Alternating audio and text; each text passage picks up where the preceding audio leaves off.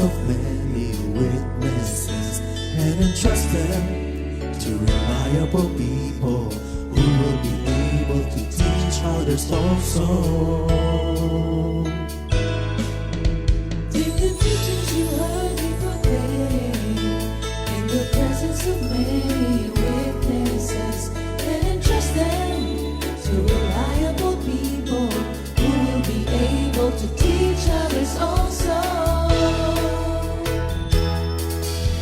Take the teachings you heard me proclaim in the presence of many witnesses and entrust them to reliable people who will be able to teach others also. Take the teachings you heard me proclaim in the presence of many witnesses and entrust them to reliable people who will be able to teach others also. Second Timothy 2:2. Hallelujah, 2 Timothy 2:2. Praise the Lord. Second Timothy 2:2. You and me, let us proclaim the gospel. 2 Timothy 2:2. Hallelujah. Second Timothy 2:2. Praise the Lord. 2 Timothy 2:2. You and me, Let us proclaim the gospel of Jesus Christ. Take the teachings you heard me proclaim in the presence of many witnesses and entrust them to reliable people who will be able to teach others also. take the teachings you heard me proclaim in the presence of many witnesses and entrust them to reliable people who will be able to teach others also. Second Timothy 2:2. Hallelujah, 2 Timothy 2:2. Praise the Lord. Second Timothy 2:2. You and me, let us proclaim the gospel. 2 Timothy 2:2. Hallelujah. Second Timothy 2:2. Praise the Lord. 2 Timothy 2:2. You and me, Let us proclaim the gospel of Jesus Christ. The harvest is plenty, but the workers are few. As for me and my house, we will serve the Lord. We will serve the Lord.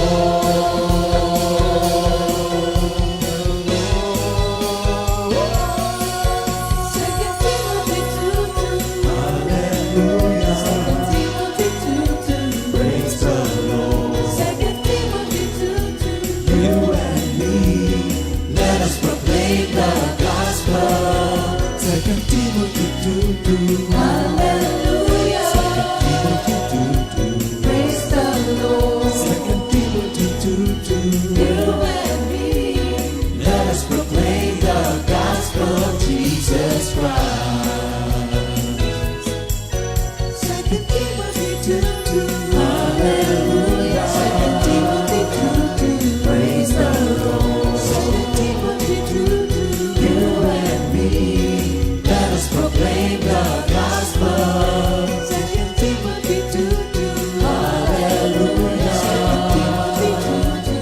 Praise the Lord. 2 Timothy 2:2. You and me, let us proclaim, live up His name, delighting the Lord for His goodness. Let us proclaim, live up His name, delighting the Lord for His goodness. Let us proclaim, live up His name, delighting the Lord for His goodness. And He's God.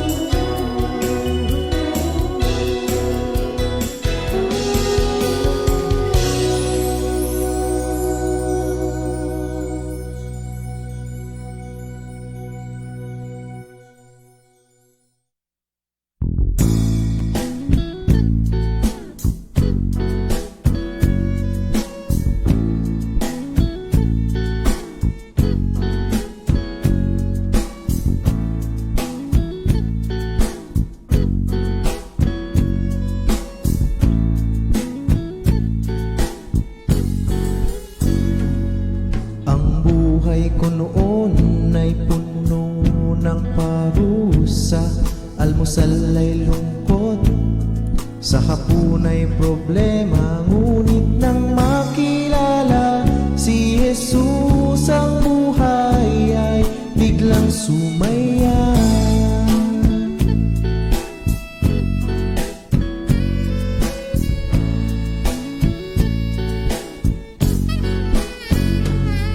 Ang buhay ko noon ay puno ng kayabangan, mataas magsalita, mapamula sa kapwa, ngunit nang makilala si Jesus ang buhay ay nagbagong talaga. Kaya purihin siya sa buhay na makulay at sagana. Kaya purihin siya, ang buhay ay parang langit na. Kaya purihin siya sa buhay na ganap at kasiya-siya.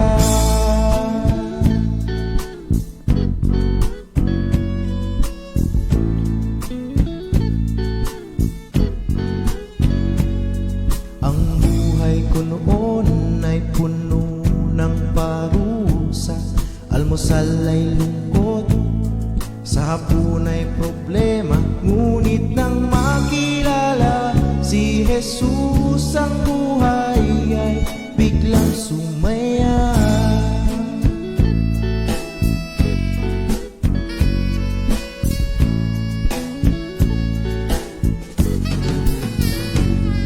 Ang buhay ko noon ay puno ng kayabangan, mataas magsalita, mapamula sa kapwa, ngunit nang makilala si Jesus ang buhay ay nagbago talaga. Kaya purihin siya sa buhay na makulay at sagana.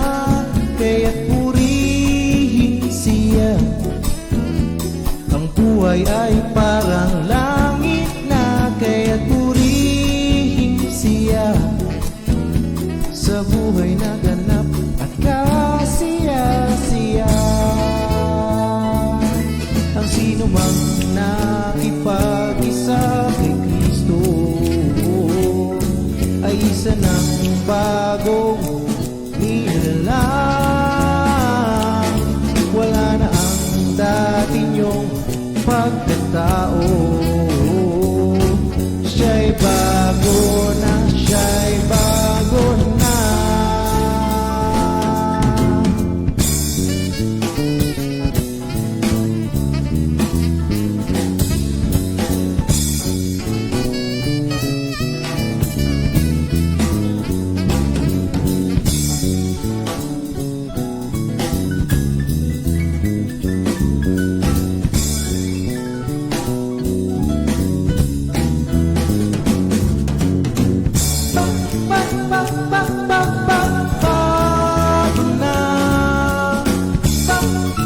Bago na, bago na.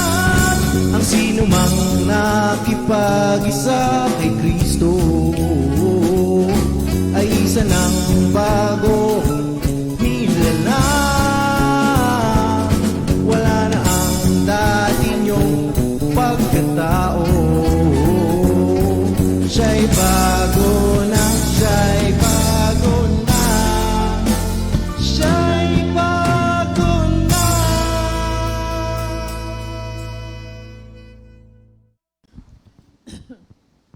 Purihin ang Panginoon. Magandang umaga po sa ating Panginoon, sa ating lahat, sa mga kapatid natin na ngayon ay naririto.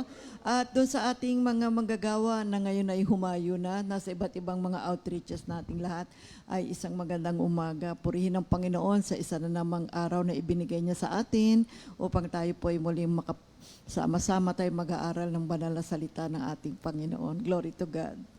And of course, sa mga darat na ng mga balita mula sa Diyos na taglay ng ating manggagawa, maghanda ang bawat isa upang ang lahat ng inihanda ng Diyos sa umagang ito at sa susunod pang mga araw hanggang sa linggo ay makatutugon tayo ng kapangyarihan ng banal na ng salita ng Diyos na magmumula sa banal na Espiritu ay magiging katuwang natin sa ating paglilingkod bilang isang manggagawa ng Diyos at isang mananampalataya, of course.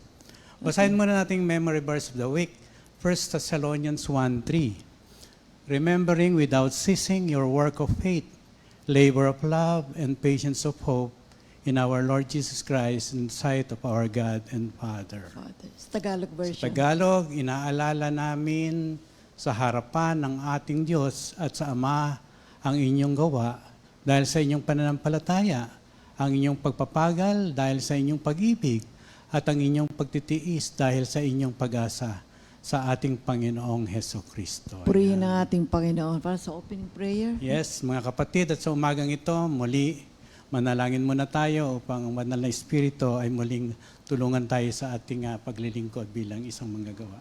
Diyos amang dakila, marami pong salamat na muli ng banal na Espiritu ay muling magbibigay sa amin ng kapahayagan, ang kapangyarihan niya ang magdidikta sa amin upang lahat naming sasabihin ay naukol lamang sa kapangyarihan na idinudulot ng banal na salita ng Diyos. Kaya sa umagang ito, Lord, purihin ang iyong banal na pangalan at ang aming mga kapatid na patuloy na sumusubaybay at nakikinig sa Good Morning Jesus ay muli mabibigyan ng kaliwanagan upang lahat naming ginagawa ay para sa kaluwalhatian ng iyong banal na pangalan. Muli, all glory and honor belongs to you. In Jesus' name we pray. Amen. Amen. Purihin ang Panginoon. Salamat sa Diyos sa isa na namang araw na ibinigay niya sa atin upang maipagpatuloy natin ang ating pag-aaral tungkol sa sanctification. Tatalakayin natin dito ngayon yung Ephesians 4:20 to 24 at binigyan natin ng titulo ito na Sanctification is Living Kingdom Principles. Ang nais nating bigyan ng diin dito ay ang sanctification, magaganap lamang ito sa buhay natin kung tayo po ay nasa kaharian ng Diyos. At sa loob ng kaharian ng Diyos ay mayroong mga principles or laws na mabuti nating alamin, unawain at higit sa lahat ating sundin para po maganap ang sanctification process po sa buhay natin. So narito Ephesians 4 verses 20 to 24. Ephesians 4:20 to 24, but that is not the way you learn Christ, assuming that you have heard about Him and were taught in Him, as the truth is in Jesus, to put your old self, which belongs to your former manner of life, and is corrupt through deceitful desires, and to be renewed in the spirit of your minds, and to put on the new self, created after the likeness of God in true righteousness and holiness. At sa Tagalog, mga kapatid, Efeso 4:20 hanggang 24, hindi ganyan ang natutunan ninyo tungkol kay Kristo. Napakinggan na ninyo ang aral ni Jesus at natutunan na ninyo ang katotohanan nasa Kanya. Iwan na ninyo ang dating pamumuhay, hubarin na ninyo ang dating pagkatao na nasisira dahil sa samang pagnanasa. Magbago na kayo ng diwa at pag-iisip. At ang dapat ninyong isuot ay ang bagong pagkatao na nilikhang kalarawan ng Diyos at nahahayag sa matuwid at banal na pamumuhay ayon sa katotohanan. Take note of the phrases sa English version na ginamit yung true righteousness and holiness. At sa Tagalog version, isuot ang bagong pagkatao na nahahayag sa matuwid at banal na pamumuhay ayon sa katotohanan. Now, this refers to sanctification. Unang-una, sabi sa English, put off your old self. No. Put off. Alisin. Hubarin na ninyo ang inyong dating pagkatao. Bakit ano ba itong dating pagkatao? Ito ay nakasisira dahil sa masasamang pagnanasa. When you say put off yourself, dito sa Ephesians 4:22 na binasa natin, it describes the negative side of regeneration. At pagdating sa verses 23 to 24, it points to the positive side. So people need inner transformation because their hearts are deceitful above all things and desperately seek Jeremiah 17 Jeremiah verse 17:9. Oo nga eh. Oo. Kaya kailangan yung ating pong pagkatao ay ma-renewed. Yan po ay, tatlo yung salitang yan eh, 3 phrases. Unang-una, put off your old self. Ikalawa, renewed. So sinasabi dito ni San Pablo, put off the old self. At sabi naman doon sa verse 23, magbago na kayo ng diwa at pag-iisip. Sinasabi niya, at binibigyan niya ng focus yung renewing of the mind, our inner selves. Makikita natin yan sa John 3 verses 3 to 6 at Colossians 3 verses 9 up to 10. Basahin natin mga kapatid. Colosas 3:9. Ngunit ngayon, itakwilan ninyo ang lahat ng galit, poot at sama ng loob.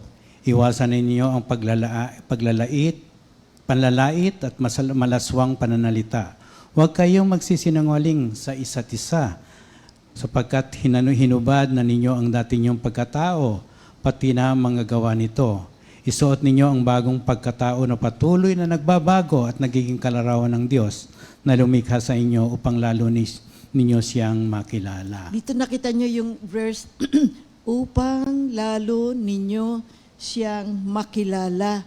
Meaning, Jesus reveals Himself sa mga taong tunay na nananampalataya, naniniwala sa Kanya, sumusunod sa Kanya, tumutugon sa Kanyang mga pagtuturo at sa Kanyang mga principles.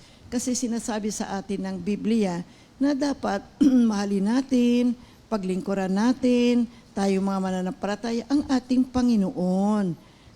Sa ating pag-iisip, in thoughts, in words, and in deed, yung buo nating pagkatao.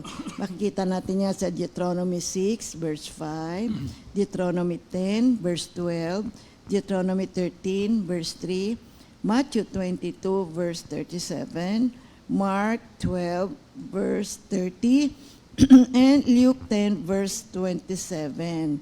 Alam nyo, ang renewal of the mind or the transformation of the mind na makikita natin sa Romans 12 verse 2 ay isang proseso na kung saan tayong mga mananampalataya ay nagsisimulang mag-isip na ng bago at sa tamang paraan habang pinaninilay-nilay natin, habang pinag-aaralan natin ang katotohanan ng salita ng ating Panginoon. So tatlong bagay na dapat natin tandaan diyan sa Ephesians 4:20-24. So una, put off your old self. Pangalawa, renewing of the mind. And then yung ikatlo, put on the new self. Yun naman ang sinasabi. Now, it focuses now on the aspect of the new man, ang bagong nilalang. Na makikita natin yan sa Efeso 2:15, mga kapatid. Hindi ko lang naisulat dito. So, believers are created anew in Christ. At nakita natin yan sa Efeso 2:10, created after the likeness of God. And itong created after the likeness of God, it further shows that the connection with the original nung unang nilikha ng Diyos ang mga tao. Nilikha Sa ng Genesis Diyos. 1:27. Talagang bago, walang pagkakamali, malinis. Where God created man in His own image. Sa Genesis 1:27. Kaya sinasabi sa atin, put on the new self. Tayo ay muling nagkaroon ng bagong buhay dahil sa ating pakikipag-isa kay Hesus Kristo. That's why alam niyo po mga kapatid, yung sanctification, napakahalaga po niyan. Kaya salamat sa Diyos sa bibigyan niya sa atin ng malayang oras upang ito po ay sa malalim na pamaraan pa at maraming mga oras at panahon pa na ito po ay ating napag-aaralan. Sapagkat ito po ay mahalaga na bahagi ng buhay ng mga Kristiyano because we can only be sanctified when we are in the kingdom of God. Kasi outside the kingdom, di ba, sinful living. So ngayon, kapag nabago ka na, regenerated na-justify na, so nandirito na po tayo ngayon at pinaghaharian tayo ng kaharian ng Diyos. Kaya napaka-importante kasi last Monday kasi tinaklakay natin yung the word worthy, no? Worthy of our calling. Kaya ang sanctified life, if you are worthy of your calling, balanse ang iyong buhay. Ibig sabihin, sa kabilang dulo. At di ba pag nagsisiso ka, dapat pantay lang kayo, ganun lang ng ganun. So, inilararawan dito na ang iyong pamumuhay at ang salita ng Diyos na tinataglay mo ay talagang sapat na sapat upang maging worthy ka sa pagkakatawag sa iyo ng Diyos. Okay. Ang Panginoong Hesukristo, nung siya ay nandirito sa lupa, ay nagturo tungkol sa kaharian ng Diyos. Ito ang central, ika nga ang pinakapinupuntos niya sa kanyang mga pagtuturo ay patungkol sa kaharian ng Diyos. At ano nga ba ang the kingdom of God? Alam niyo, tayong mga Kristiyano, naniniwala tayo na the kingdom of God is not a physical place on earth. Hindi mo makikita yan sa mapa na pwede mong puntahan o pwede kang magbakasyon o gusto mong makita. Alam niyo, yung kingdom of God is the domain, meaning the area of territory over which God reigns as a king, na kung saan ay naghahari ang Diyos bilang hari. Kaya kung saan man namumuno ang Diyos, naroon ang kanyang kaharian. So nangangahulugan na sino mang tao na inuuna niya ang Diyos ay nasa kanya ang kaharian ng Diyos. At ipinamumuhay niya ang mga prinsipyo ng kaharian ng Diyos na siya naman ngayon nagiging gabay o guide na umaakay sa buhay nating mananampalataya upang tayo po ay maging banal sapagkat yan ang nais ng Panginoon sa ating sanctification process. So it is not a place, but rather it is a government that is operating in our lives. You see, ang kaharian ng Diyos, isang namamahala sa mga batas, alituntunin, directives, guidance na nakaka-impluwensya sa ating buhay, sa ating pag-uugali, sa ating character, yung everyday living natin sa pamamagitan ng na pag-aaral ng salita ng Diyos.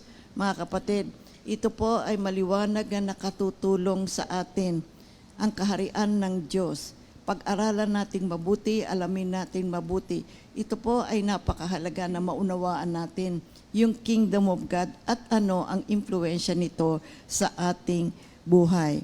Kaya we are to seek the kingdom of God. Yan ang sinasabi sa atin ng banal na salita ng Diyos. Sapagkat ang salita ng Diyos nagbibigay sa atin ng instructions para po ma-maintain natin yung tamang paraan ng relasyon natin sa ating Panginoon. At tayo ay makapamuhay according to the principles of His kingdom. Diba sabi ng salita ng Diyos, seek you first the kingdom of God and His righteousness. And all these things shall be added unto you. So we're not just seeking a kingdom, but rather we are also seeking to maintain the right relationship with God as well.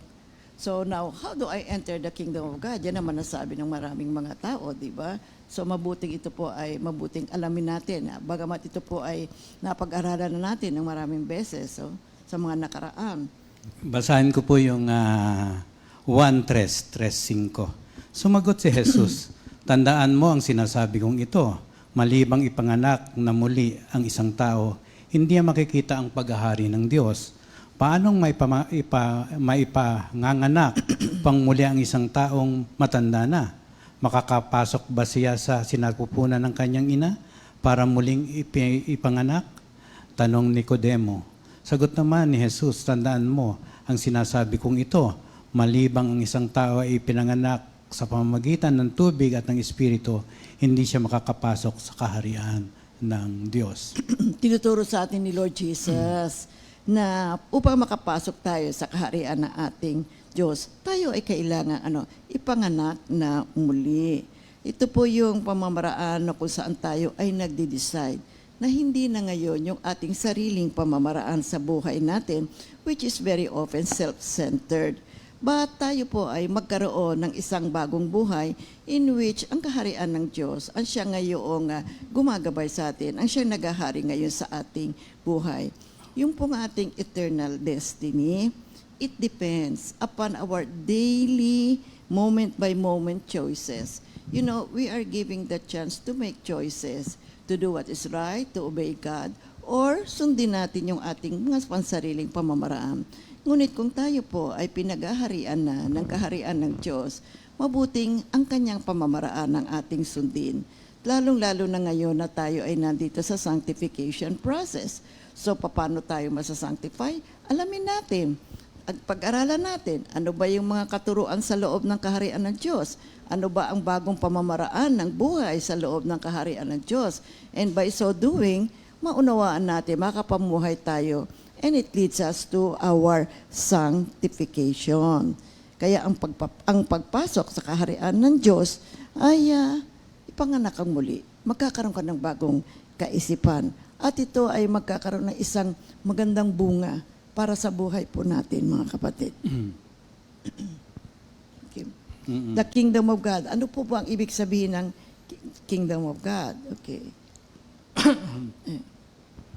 Ito ay, habang si Jesus ay nasa lupa, ang focus ng kanyang pagtuturo at ministeryo, of course, ay ang kaharian ng Diyos, no?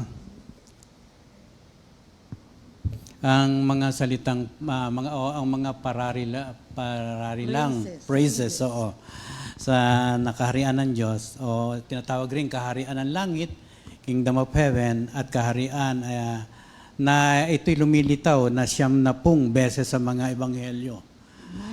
90 times. Oo. Sa Ebanghelyo. Oo. At ang aklat ng mga gawa ay puno ng mga ulat at ng mga gawa ng kaharian ng Diyos.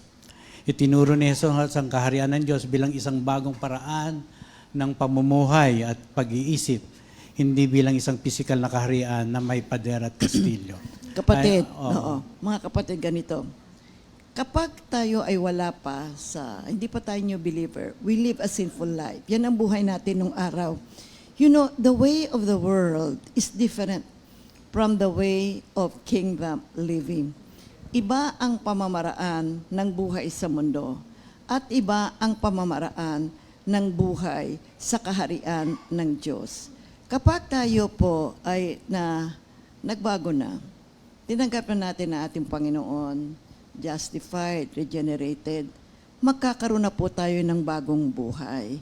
Meron na tayong bagong lifestyle. Yan ngayon ang itinuturo ni Jesus nang siya ay naririto at siya naman nating mabuting malaman, unawain at ipamuhay. Kaya ang mga Kristiyano ay kakaiba. Kakaibang mga nilalang na ngayon. Kasi hindi na tayo nabubuhay sa pamamaraan ng mundo. Bagkos, nagkakaroon na tayo ng bagong buhay na kung saan ang mga principles ng Kingdom of God ang siya ngayon tinatahak natin sa ating bagong buhay na nakaugnay kay Kristo. Kaya, ang Panginoong Hesukristo, nung siya ay nandirito sa lupa, ginugol niya ang napakaraming oras sa pagtuturo tungkol sa Kingdom of God. So meaning to say, malinaw na mahalagang bahagi ito ng ating kaalaman, ng ating pangunawa bilang mga Kristiyano. Na hindi lang natin dapat malaman, maunawaan, kundi tayo ay dapat na mamuhay na pinagaharian ng kaharian ng Diyos. At kung tayo ay naririto na, we live in it, and we carry its message, and let's preach about it sa maraming mga tao. At si Jesus ay nangusap tungkol sa kaharian ng Diyos sa mga iba't ibang mga verses. Tingnan natin yung mga verses na wherein Jesus said about the kingdom of God. Sa Luke 4:43, Jesus said to them, I must preach the kingdom of God to the other cities also, because for this purpose I have been sent. Yes. Sa Luke 4:43. At sa Mark 1:15 NIV, the time has come, he said, the kingdom of God has come near. Repent and believe the good news. Amen. And of course, sa Matthew 6:33, but seek ye first the kingdom of God and his righteousness, and all these things shall be added unto you. And sa Matthew 6:10, he says, your kingdom come, your will be done on earth as it is in heaven. And sa Luke 17:20-21, now when he was asked by the Pharisees when the kingdom of God would come, he answered them and said, the kingdom of God does not come with observation, nor will they say, see here or see there, for indeed the kingdom of God is within you. So Jesus announced the arrival of the kingdom of God on earth. And it is through the transformed hearts of men and women that is, sabi niya, the kingdom of God is near. So ibig niya sabihin is, magrepent na kayo. Dapat nagmamuhay kayo dito sa loob ng kaharian ng ating Panginoon. You know, in the kingdom of God, there are different principles and there are laws. See, tulad ng sa gobyerno, sa iba't ibang mga bansa. Di ba? Meron silang mga iba't ibang mga laws na sinusunod. See, maski yung ating bansa Pilipinas, meron tayong mga law. So sa mga iba't ibang agencies natin, meron tayong laws on taxation, meron tayong mga laws regarding our health, we have laws on education, see, meron tayong laws tungkol sa mga manggagawa, and napakarami. And for all you know, dito rin po sa Kingdom of God ay mayroon ding mga laws na mabuting malaman natin. And we call them the principles of the Kingdom of God. So, in order to be sanctified, ngayong naririto na tayo sa Kingdom of God, let's obey, let's learn and obey these principles in the Kingdom of God. And let's understand them. Bakit ibinigay ito ng Diyos? Ano ang dapat nating alamin? Bakit natin dapat sundin? Take note, mga kapatid. You know, the whole universe, everything since the time of creation, lahat ng nilikha operates under a law. Yun na lang eroplano. Bakit lumilipad yan? It is because it operates under the law of aerodynamics. You see, tayo, bakit hindi ho tayo lumilipad? Pag tayo lumalakad, our feet sticks on the ground because of the law of gravity. So, yung mga planets, nakita nyo, every one of them is fixed on its right places because they operate on a certain law. So, makikita po natin, mga kapatid, so maging sa buhay natin, meron din po tayong mga principles na mabuti nating alamin at ating sundin, lalong-lalo na ngayon tayo ay naririto at pinag-aharian tayo ngayon ng kaharian ng Diyos. At sa ating pag-aaralan natin, tatalakayin natin yung mga iba't ibang principles ng Kingdom of God. At meron akong nakita, alam nyo, 26 principles in the Kingdom of God. Pero 5 lang muna talakayin natin na tutuloy natin next week. Magandang maintindihan natin kasi, you know, the Kingdom of God, see, meron po yung principle about the king. Meron niyang principle about health laws sa laws. Meron siyang principle about taxation. Meron siyang principle about financial increase. Meron siyang mga principles about nutrition. Meron siyang principle about good health. Marami po, mga kapatid. Napakarami. Now, reading all through this, napakagandang pag-aralan. It really adds to our knowledge. So, 5 lang muna yung tatalakayin natin, mga kapatid. Unang-una, talakayin natin yung the kingdom principle of kings. Ang isang kaharian ay mayroong hari. Right? Sa gobyerno natin, meron tayong presidente. Sa ibang bansa, may prime minister. So, when we speak of a kingdom, there must be a king. At sa kaharian ng Diyos ay mayroong hari. Now, the king is the ultimate source of the authority. At yung king na yun, sa pamamagitan niya, na-establish yung kingdom. At yung kanyang kaharian, you see, ay maharlikang authority. At ang Diyos, ang siyang hari ng kanyang kaharian. God is the king of the kingdom. You see, what is a kingdom? It's a territory in which a king reigns, na kung saan nagahari ang isang hari. Now, since we understand that God is the creator of all things, His realm must be the whole world. So, kung nasaan ang Diyos, kung saan siya naghahari, and He reigns everywhere, so the kingdom of God is everywhere. At unang-una, ito ay nasa ating puso. Kaya yung Psalm 24 verse 10, who is this great king? The triumphant Lord. He is the great king. At makita natin yung example dito nung pinadala ni Lord Jesus yung 70 disciples on a preaching mission. See? He instructed them, sabihin ninyo sa mga tao, sabihin niyo sa mga cities. Sa Luke 10 verse 11b, the kingdom of God has come near you. So, anong ibig sabihin ng the kingdom of God is near you? Okay. Paano natin sasabihin na malapit sa tao ang kaharian ng ating Panginoon? Okay. Yan. Ang kaharian ng Diyos ay malapit sa kanila sapagkat naroroon ang kaharian, naroroon ang hari ng kaharian because Jesus is there, present, kasama nila. Nang siya ay dumating, pinasinaya ni Kristo ang kaharian ng Diyos. In-announce niya.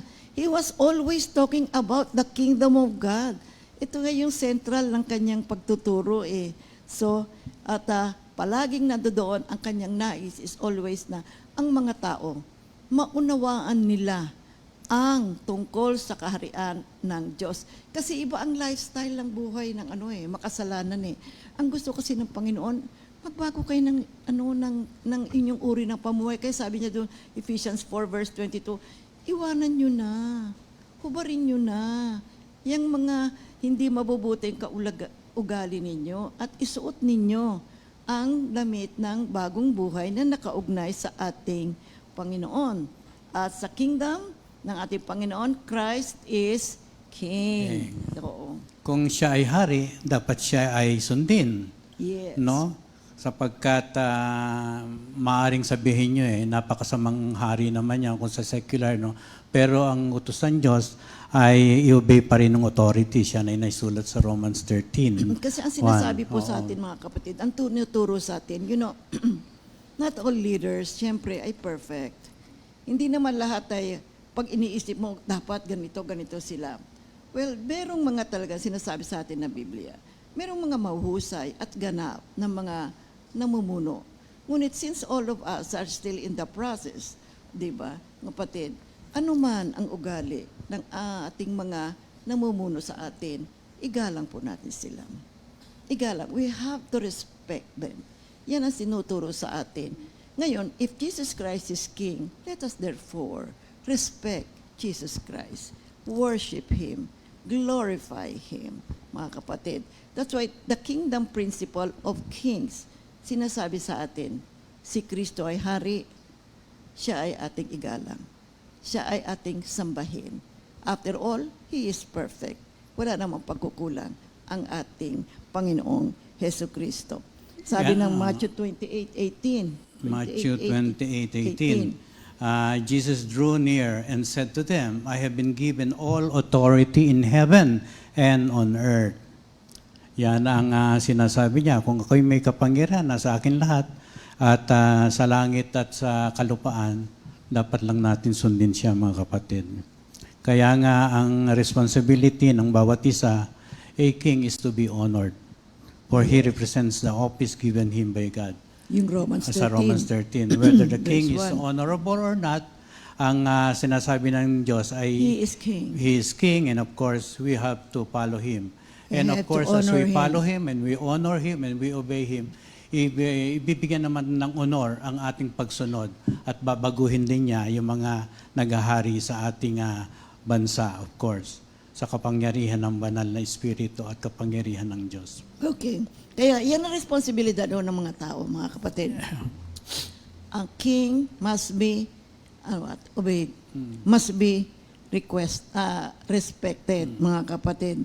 Dapat natin silang parangalan. So, kung sa human level, respetuhin natin sila. Sa spiritual level, ang Diyos ay hari, mga kapatid. He deserved to be worshipped, to be revered. Kaya yun ang gawin natin. Now, that's the principle of the kingdom regarding the principle of kings dito sa kaharian ng ating Panginoon. Kaya tungkol sa paghahari, sumunod po tayo sa ating Diyos. After all, ang Diyos po, kapag ka nagsalita, kapag ka nangusap, it is good as done. At ang Diyos, lagi naman po nakatingin sa atin, nagbabantay po sa atin. Kaya tayong lahat na ngayon ay naririto at nabubuhay na pinaghaharian ng kaharian ng ating Panginoon, igalang po natin ang ating Diyos. You see, alamin natin kung ano makapagbibigay ng kasiyahan sa Kanya at sundin natin ang Kanyang pamumuno po para sa ating lahat. Now, yung ikalawang kingdom principle. See, the kingdom lordship principle. Just as God is king, He is our Lord. See, ang isang hari ay mayroong domain. Meaning to say, yung area ng kanyang territory. Yung kanyang they exercise Pinamumunuan. rulership of domain. Ibig sabihin, all kings are personally legal owners of property, territory, or their domain.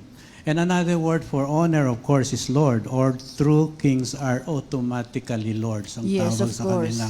Oo. So kings own all things that is in their domain. Kings rule or command whatever is in their property of domain.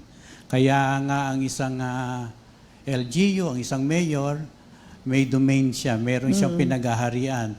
Kung ano ang nararapat na principle or laws, kailangan i-obey yan sapagkat para sa kanya, pag-aari ko yan, minamanduhan ko kayo na gawin nyo ang dapat gawin dyan. Kaya nga lahat ng bawal ay bawal, lahat ng tama ay dapat gawing tama. Okay. Psalm 24 verse 1.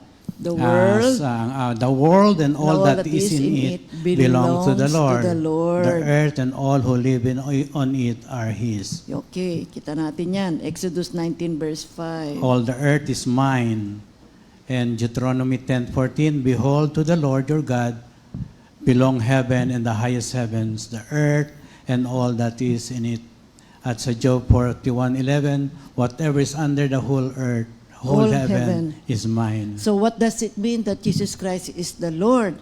Now, for Jesus to be the Lord of your life means He is the true ruler. He is the master of our whole life. He cannot be the Lord or the master of a part of our life o kapiraso lang or just a part of our life. Kailangan yung buo nating pagkatao namumuno ang ating Panginoong Heso Kristo. He must be given the control over our entire life. At tayo po ay tutulungan niya. At kikilos ang ating Diyos para po sa ating sanctification process. Listen, if Jesus resides in your heart, then He must preside over your life. Take note, if Jesus resides in your heart, then He must preside over your life. If Jesus is a resident of your heart, then He must be the president of your life. Kaya yung Galatians 2:20, it says, So that it is no longer I who live, but it is Christ who lives in me. This life that I live now, I live by faith in the Son of God who loved me and gave His life for me. I refuse to reject the grace of grace, God. alam niyo, grasya lang ng Diyos. Sister Ligaya, no, you know, I always remember, I do not forget, what she always says. Yung pag morning devotion natin dito, ay sasabihin niya palagi, grasya lang ng Diyos ang buhay natin. Huwag niyong sasayangin. Naku, isa yan sa mga sinabi niya na hindi ko nakakalimutan. We must always remember, grasya lang ng Diyos, kapatid, ang buhay natin. Nagigising tayo sa umaga. See, nakakaraos tayo sa buong araw. Nagagawa natin yung ating mga dapat gawin. Malakas pa tayo. Right? Nakakapaggawa pa tayo ng gusto natin gawin. Nakakarating pa tayo sa iba't ibang lugar. No one can say, I can do this because, magaling ako mahusay ako. Grasya lang ng Diyos, mga kapatid. Kaya Ang Diyos ang kumikilos sa buhay natin, mga kapatid. Kaya wag natin sayangin ang grasya na ito na ibinigay sa atin ng ating Panginoon. Now, yung ika-third na kingdom principle, you know what? The kingdom domain principle. Meaning to say, meron talagang pinaghaharian ang ating Panginoon. At yun yung kaharian ng Diyos. At ang kanyang paghahari ay dapat nating malaman. Siya ngayon ay nasa ating puso. See, the domain of the king is the territory over which he exercises authority, control, and dominion. At yung hari, he owns the dominion, meaning that is the area of his territory. At iyon ay mapapalawak niya, mapapa-extend niya, o kung anong kanyang gustong gawin, dahil yun ay kanyang pag-aari. At ang hari, sapagkat yun ay kanya, at yun ay pinangangasiwaan niya, nasa kanya ngayon ang mga desisyon. That's why it is called kingdom, kaharian. So, Jesus is the Lord of the kingdom. Paano natin sasabihin that Jesus is the Lord? Maniwala tayo sa ating puso, mga kapatid, na binuhay ng Diyos si Jesucristo mula sa patay at ipagtapat natin sa ating bibig na si Jesucristo ang Panginoon ng aking buhay. Jesus is the Lord of my life. You know, yung confession na yan ay susi ng ating kaligtasan. See, hindi mahalaga kung ano ang kinalalagyan natin. See, kung ano sitwasyon natin. Basta mahalaga po si Jesus ay ang siyang nangangasiwa ngayon ng ating buhay. Magtiwala tayo sa Kanya. See, we live by faith. We possess the love of God in our lives. Ang ating kaligtasan ay pag-ibig ng Diyos sa atin, grasya ng Diyos sa atin, awa ng Diyos sa atin. At tayo ay pangalagaan natin. Ang kaligtasan na ngayon ay sumasa atin. Kaya yung Daniel 7 verse 14. Daniel 7:14. Then to him was given dominion and glory and a king, that all peoples, nations, and languages should serve him. His dominion is an everlasting dominion, which shall not pass away, in his kingdom, the one which shall not be destroyed. Amen. Okay. And sa Psalms 45, verse 45:6, your throne, O God, is forever and ever. A scepter of righteousness is the scepter of your kingdom. At sa Acts 2:36, all the angels of Israel then are to know for sure that this Jesus whom you crucified is the one that God has made Lord and Messiah. Okay. So, ang kaharian ng Diyos ay isang makalangit na kaharian na nagpapala, at ang mga namumuhay ayon sa simulain ng kaharian ay makakakita ng pagpapala sa kanilang buhay. Ang pagpapalang ito ay nangangahulugan din ng being joyful. Masaya ka sa iyong buhay Kristiyano, sa iyong paglilingkod. And of course, pag masaya ka, may kontento ka. Meron kang contentment. At dahil sa kontento ka, umuunlad ang iyong spiritual na buhay. Yan ang importante, mga kapatid. Huwag natin tingnan na pag-unlad sa salapi o sa pamumuhay.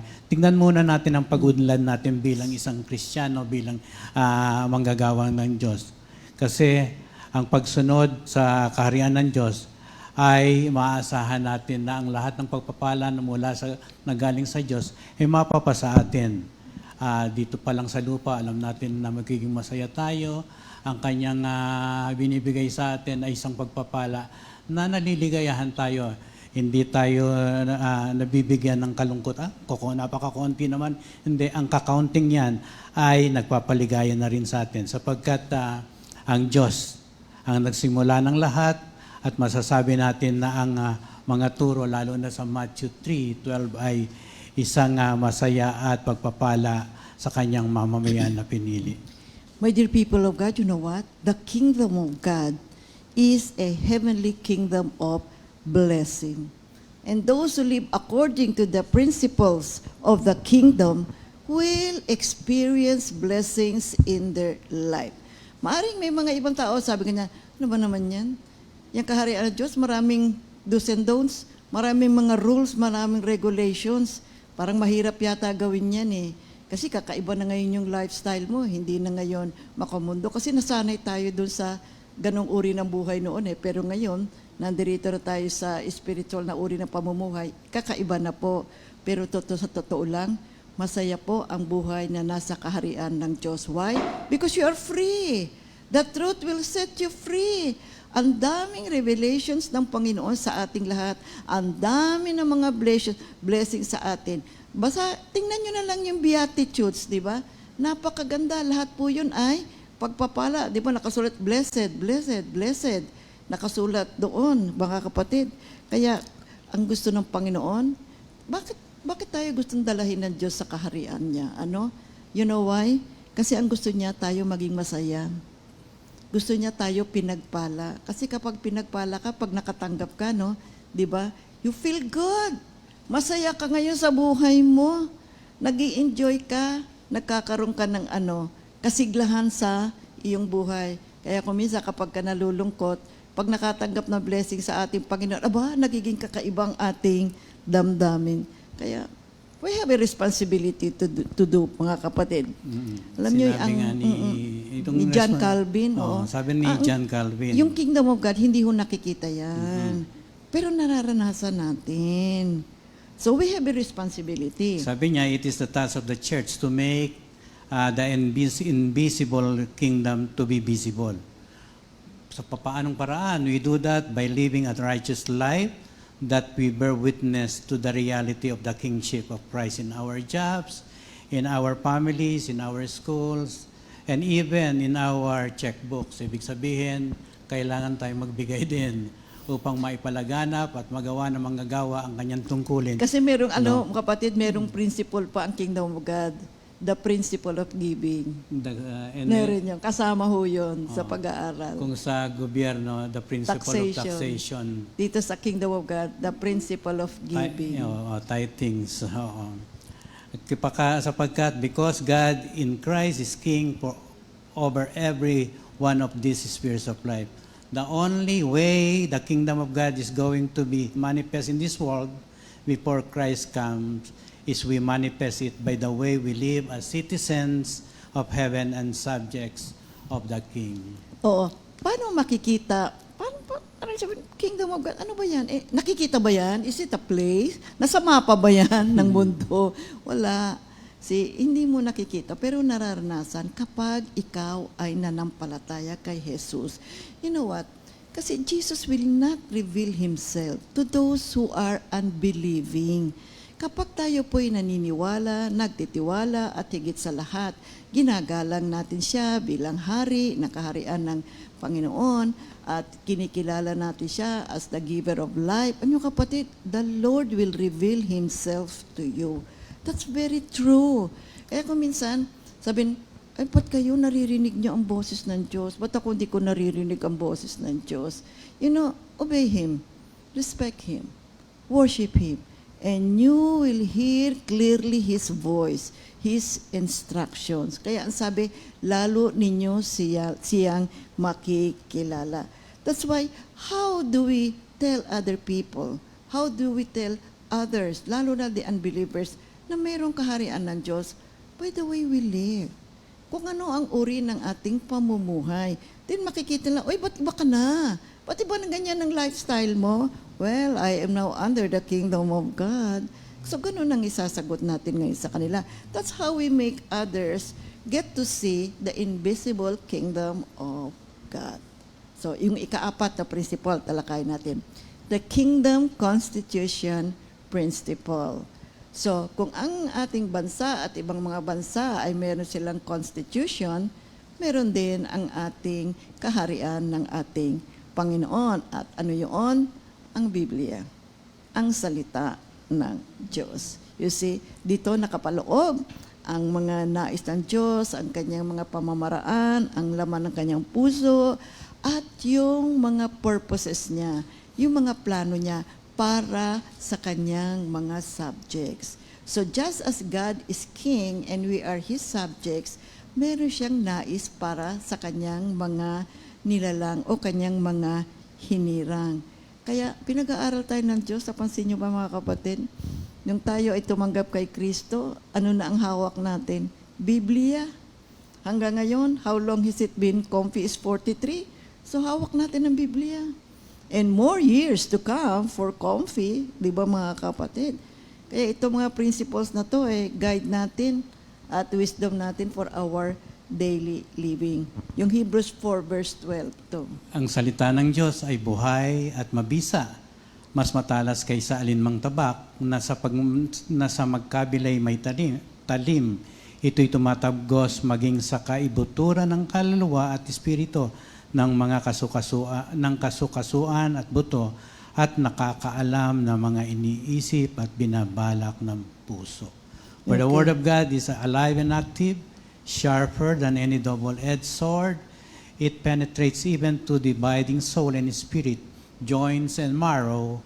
It judges the thoughts and attitudes of the heart. Yeah. Kaya nga ito, this verse from Hebrews shows how deeply God's Word can cut through our thoughts and intention. It says it divides our soul, spirit, joints, and marrow. It judges our hearts and attitudes. When we read and listen to these words, nagbabago tayo mga kapatid.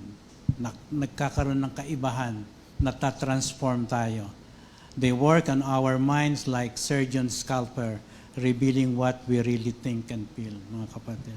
Kapag tayo sumunod, of course, yan naman ay may tulong ang banal na Espiritu na matulungan tayo, makapagbago, at maitanim sa ating puso ang salita ng Diyos.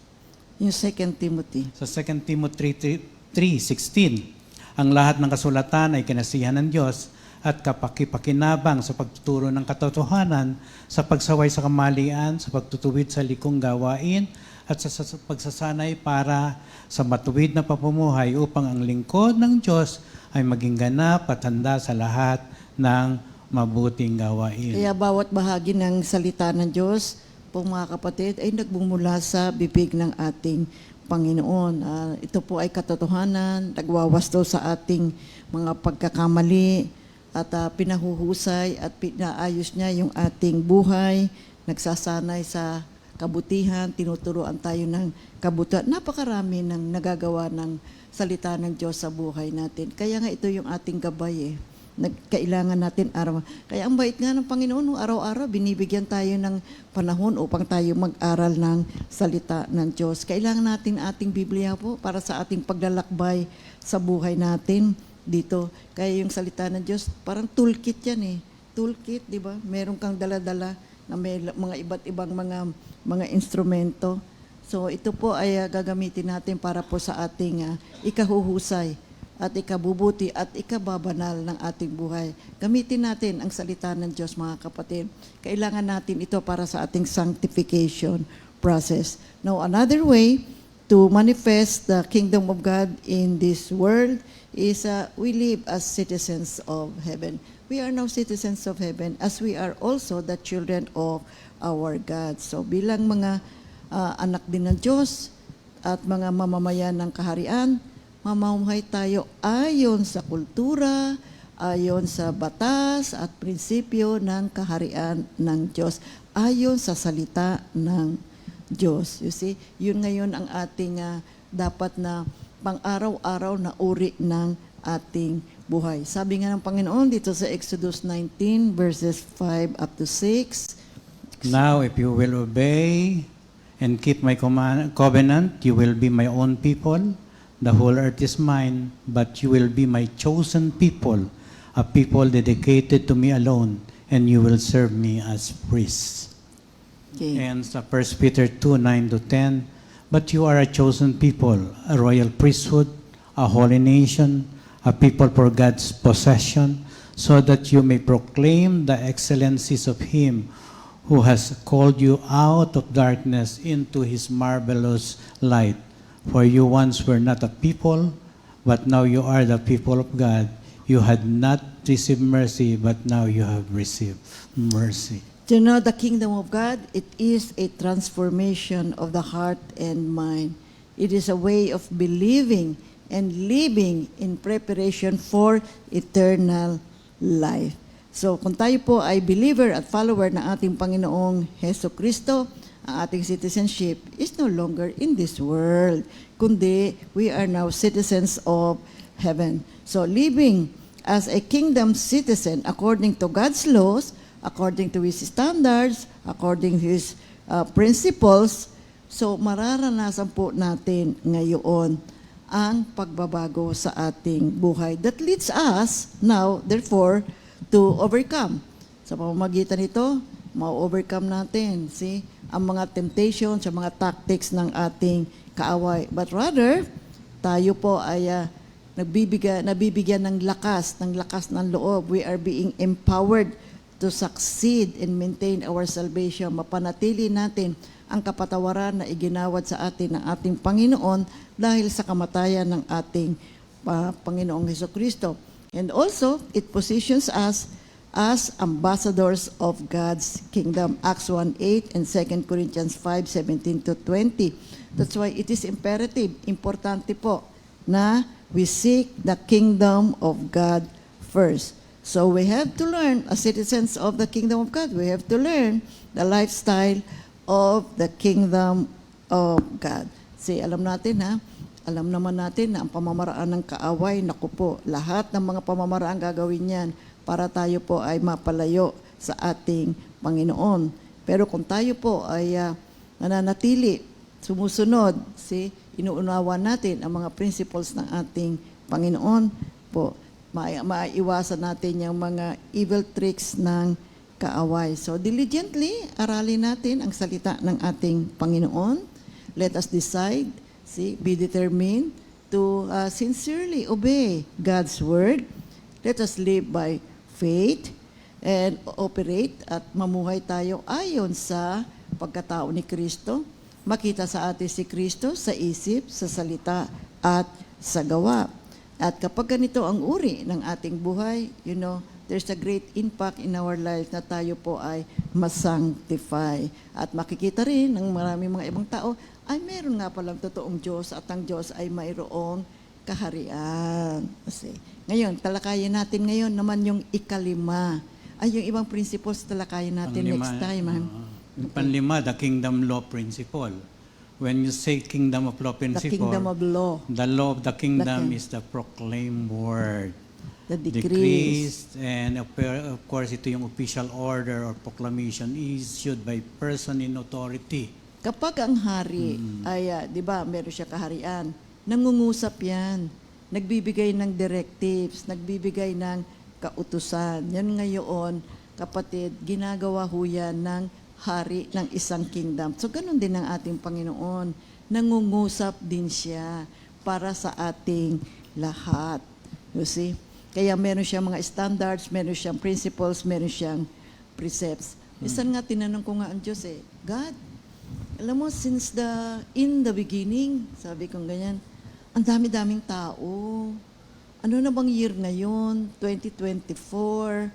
So, how do you handle everyone? Diba? So many people, billions of people. Sabi ko nga sa Panginoon, how do you look after them?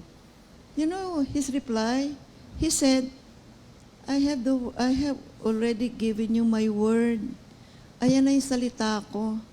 All you have to do is obey the word. Sabi niya, yan na ngayon yung guide ninyo. And I'm looking. Nakatingin ako sa inyong lahat. O nga naman mga kapatid, kailangan nga talaga pag-aralan natin ang salita ng Diyos. Ito ngayon ang gumagabay sa buhay natin araw-araw. Kasi ang daming tao, itong isa may sakit, itong isa may emergency, itong isa merong problemang malaki, itong isa ganito ang uri ng buhay, itong isa ganito. Paano mo hinahandle lahat yan? Sabi ko ganyan, yeah, you are great, omniscient, omnipotent, hindi ba? Omnipresent. How do you handle all of this? Sabi ko sa kanya. And he said, you have my word. Follow it. Obey it. Sabi niya. Basta tandaan niyo, nakatingin ako. Sabi niya ganyan. Kaya, May corresponding word sa iyong pangangailangan. Nangangailangan sa salapi, nangangailangan kagalingan, nangangailangan ka ng tulong, nangangailang ka ng pagbabago, may salita siyang katapat. May Kaya katapat. hindi mo na Napakaganda. kailangan. Bantayan mo lang, tingnan at sundin. Pag-aralan mo. Pag-aralan mo. Kaya Yan nga, ang di ba kasagutan. sinasabi, panghawakan natin ang salita ng Diyos. Because when the Lord speaks, it is good as done. You see, when God said it, I believe it. Naku, hindi ko nakalimutan yan. When we were traveling in the US, mayroong isang simbahan. So when we were traveling, when we were in New Jersey, may isang simbahan, sa labas ng simbahan, nakalagay doon. Saka, when God said it, sabi niya, I believe it. Oo nga naman. Di ba? Paniwalaan natin ang salita ng ating Panginoon. Kaya yung Joshua 1, Joshua 8 to 9. 1:8-9, that this book of the law shall not depart from your mouth, but you shall meditate on it day and night, so that you may be careful to do according to all that is written in it. For then you will make your way prosperous, and then you will receive, or meaning achieve, success. Have I not commanded you? Be strong and courageous. Do not be terrified nor dismayed, for the Lord your God is with you wherever you go. What are the kingdom principles and laws? Laws are the inherent principles that regulate the nature of life and relationships in God's creation, both natural and spiritual, to guarantee the maximum fulfillment of the purpose and potential of life. So principles are the guiding rules that govern actions. So remember, everything is functioning under laws. Kaya sabi ni Lord Jesus, this is Matthew 5 verse 17, do not think that I have come to abolish the law of the prophets. I have not come to abolish them, but to fulfill them. Now, under this kingdom law principle, meron po tayong magandang nakita ko dito sa ating pag-aaral. Now, there is the principle of mercy. Meaning to say, it reflects God's mercy. And how do we live this principle of mercy? Through forgiveness, through forgiving others, and being compassionate sa ating kapwa. However, the enemy encourages the believers to live in the flesh rather than by the principles of God, by refusing to forgive, to hold on to hurt and offense. Nga naman, yan ang gawa kasi ng kaaway. Magalit ka, mainis ka, nasaktan ka. That is the principle of mercy. Pangalawa, we have this principle of love. This reflects God's love. And how do we live this principle? Through the love for God. Mahalin mo ang Diyos. Yung iyong kapwa, mahalin din ng ibang tao. Sa pamamagitan ng pag-ibig ng ating Diyos. You know what? The love that we have now is the love of God. Kaya lang, itong kaaway alam mo, i-encourage niya yung mga believers to live in the flesh by focusing on the self instead of denying self to love, to serve, and bless others. You see, yun ang ginagawa ng kaaway Now, ikatlo, the principle of increase. Now, this reflects God's grace. How do we live this principle? Through the generous giving of ourselves and of our resources. Kaya lang, yung enemy nga, bubulong ngayon niya sa mga believers. Sabi niya, mag-reason ka, ba't ka magbibigay? See? Ipo-focus niya yung feelings mo, yung mga circumstances mo, rather than pananampalataya sa ating Panginoon, di ba? Ikalawa, the principle of faith. Now, it reflects God as faithful and true. So, how do we live this principle? Through faith in God and His Word. You see, by living a relationship of trust in God. And then, sabihin na naman ng kaaway, pag ka magtitiwala, tingnan mo naman ang sitwasyon mo, tingnan mo naman ang circumstances mo, patuloy ka ba magtitiwala sa ating Panginoon? Ikaliwa. Ang ikalima, the principle of authority. It reflects God as Lord. How do we live this principle? By submission to God's authority, sa kanyang mga salita, and honoring leaders, of course. Napaka-importante yan. Pero ang enemy encourages us, the believer, na to live in the flesh by fostering independent disobedient, even rebellious attitudes. Yan ay nangyayari maski sa mga simbahan, of course, mga kapatid. The principle of power sa number 6, it reflects God as Almighty. And paano natin ito ipamumuhay, itong prinsipyong to? Through dependence on the Holy Spirit to obey the Lord and reveal His power. And of course, Yung ang kaaway, sinasabi niya, pwede ka man naman maging independent eh. Huwag ka nang sumunod yan. And of course, lahat yan ay simbuyo ng kaaway upang lumayo tayo sa kapangyarihan ng ating Panginoon. And then number 7, the principle of unity reflects God as one, Father, Son, and Holy Spirit. Tayo rin, kailangan sanctified life, yung sanctification of the Spirit, soul, and body.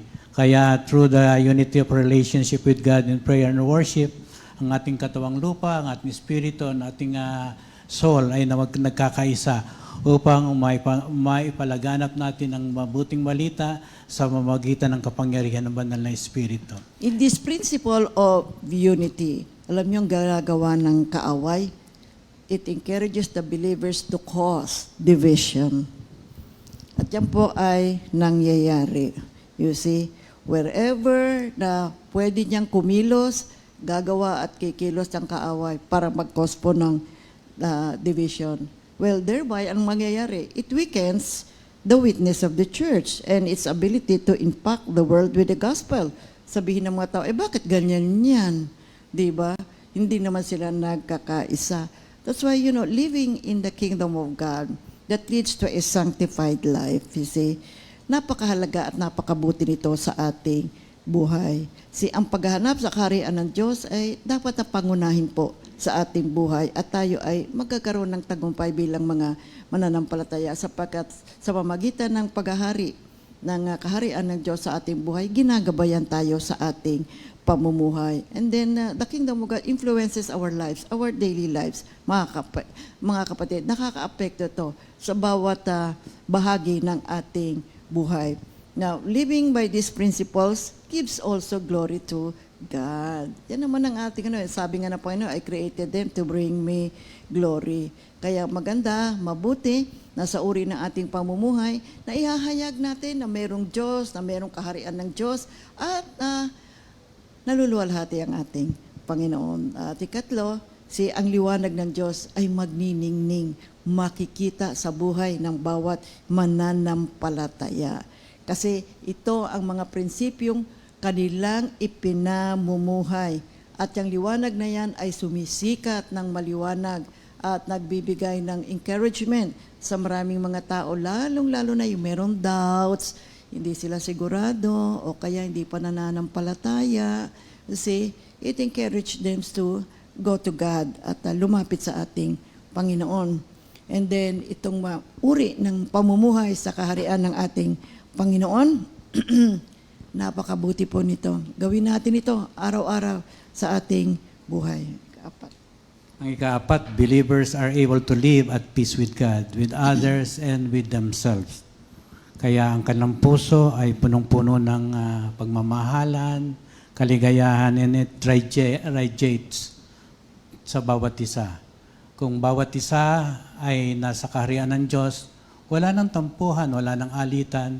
Kung anong sinasabi ng Diyos, sundin nating lahat at makapamumuhay tayo ng isang maligaya na ang Diyos ang ating pinagkakatiwalaan, Diyos ang pinaghaharian ng ating buhay. At ito'y sapat na upang ang lahat nating napag-aralan, natutuhan mula sa Diyos, ay magbibigay kalawalatian sa Kanya. Mga kapatid, sa ating pamumuhay, of course. Pasalamat tayo sa Diyos for the kingdom of God, sa Kanyang kaharian, na siya ngayong namumuno sa buhay natin. At sa magitan ng kapangyarihan ng banal na Espiritu, we are empowered to live a life in union with our God. The Holy Spirit empowers us to live a life that is pleasing to God, to live a life that gives glory and honor to God. Kaya sa magitan po ng pamumuhay natin sa isang magandang uri ng buhay sa kaharian ng ating Panginoon, tayo po ay napapabanal. At ito ang maging determination natin, ito ang maging goal natin, ito ang maging hangarin natin sa pang-araw-araw nating buhay. In Jesus' name, Amen. So, batiin muna natin ang mga may birthday ngayong araw na ito. Si Sister Marisa Ulaes, birthday niya. Sister Gigi Fernandez, Sister Eileen Isabella, Sister Nika Caramba, Brother Maverick Maverick Orias, Oo. Sister Charlene Valdez, Valdez, Sister Theodora Evangelista, Sister Sister Janelia Estrella. August 2, 2024. Maligayang kaarawan sa inyong lahat at sumainyo ang pagpapala ng Diyos ngayon at magpakailanman.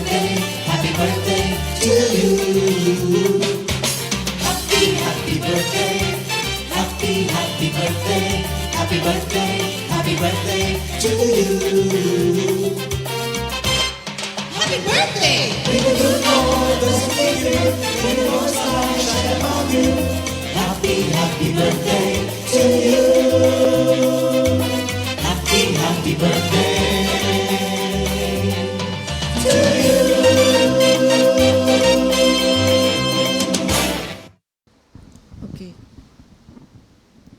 Purihin ang ating Panginoon. Meron tayong announcements. A Baguio anniversary on August 24, 2024 at the City Lights Hotel. Deadline of confirmation and payment on August 4, this Sunday. For details, kindly check our FB page. Nakapin po yan Po yung post. yung post. oo. Ikalawa, East Anniversary, August 18, 2024, gaganapin sa Metro Manila Fellowship. ano yan? No, East Anniversary, August 18, 2024, Metro Manila Fellowship. And then, ikatlo, Ang Life in the Spirit Seminar for Calo Nasugbu Mendez will be on August 17, Saturday, starting at 8 a.m. At gaganapin yan sa Olaes Resort, Karachuchi, Mendez, Cavite, Tagaytay. And of course, Life in the Spirit Seminar for Quezon City, Makati, Bulacan will be on September 14 at Cramsis, Makati. okay, purihin ang ating Panginoon. At repeat new song of the week, Jesus, Tunay ang Pag-ibig Mo, composed by Minister Ariel Borja. Marami pong salamat and God bless everyone. Have a nice day.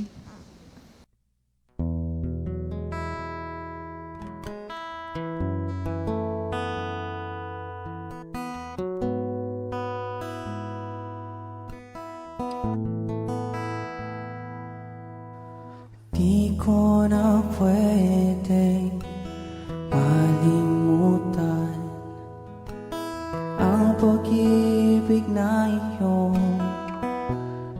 hinilaan. Magbuhat sa krus nang ika'y lumisan. Tunay na pag-ibig ang iyong iniwan. Jesus, ikaw lamang ang tanging Diyos. Nasa kasalanan ko'y tumbos. Ikaw ay nagbigay sa akin ng pag-asa. Ang buhay ko'y napuno ng sigla.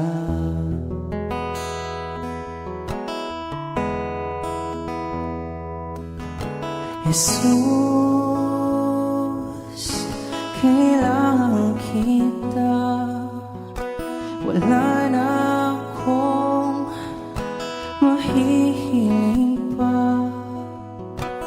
Pag-ibig mo'y aking nadarama.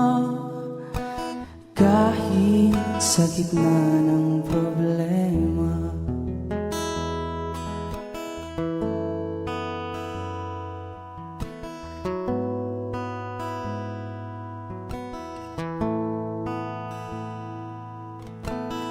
Di ko na pwedeng malimutan ang pag-ibig na iyong inilaan. Magbuhat sa krus nang ika'y lumisan. Tunay na pag-ibig ang iyong iniwan. Jesus, ikaw lamang ang tanging Diyos. Nasa kasalanan ko'y tumubos. Ikaw ang nagbigay sa'kin ng pag-asa.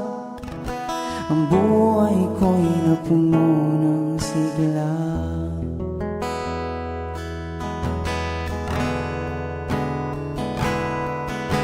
Jesus, kailangan kita. Wala na akong mahihiling pa. Pag-ibig mo'y aking nadarama. Kahit sa gitna ng problema.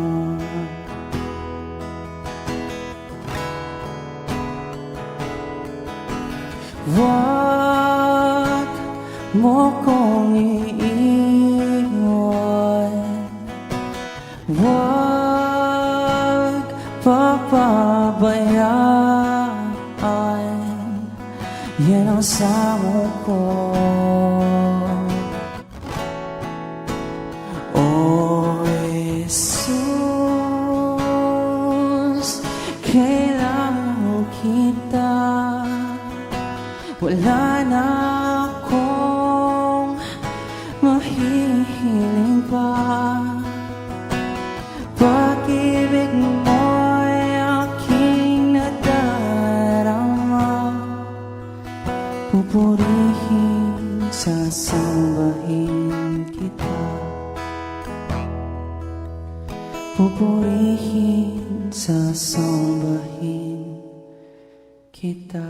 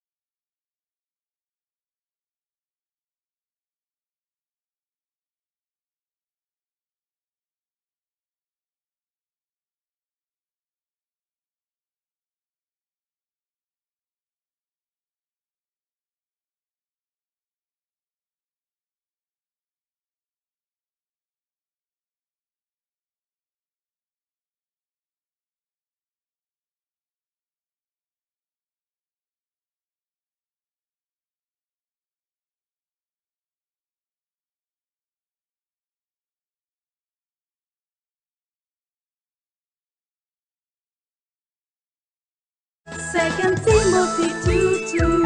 Hallelujah. Second Timothy 2:2. Praise the Lord.